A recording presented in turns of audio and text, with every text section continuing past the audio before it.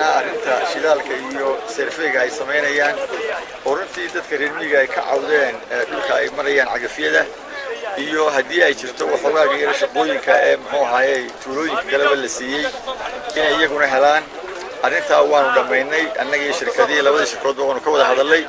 dadweynihii iyo odayaashii iyo eldariskii iyo madax dhaqameedkiina waanu ka wada hadalnay wixii ay xuquuq u leeyihiin ee degmooyinkii hore ay heleenna way helayaan talabaad shaqadina sidaasaanu ku heshiinay inay si nabada ay ku socoto odayaasha deegaanka ee muxuu ahayd tuulayaashuna ay la shaqeeyaan shirkadda oo hawlaha iyagu mas'uul ka noqdaan runtii si wanaagsan oo nabadgelyana way ku dhamaatay waana galabtii arkaysa halkan la isku gacan qaaday guddi muxuu ahaayay hawlaha ka shaqeeyo shirkadda iyo ama labada shirkadood iyo dadweynahana waan sameynay oo way soo muxuu ahaayay dirsanayaan dadweynuhu si wixii khaldama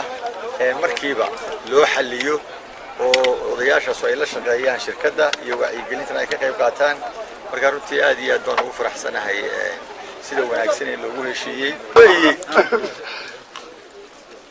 waxaan wanaag ahayn wallahi baanaan idin wadin wanaagiina waxaan ahayn inaanaan wadin waynu aragnaado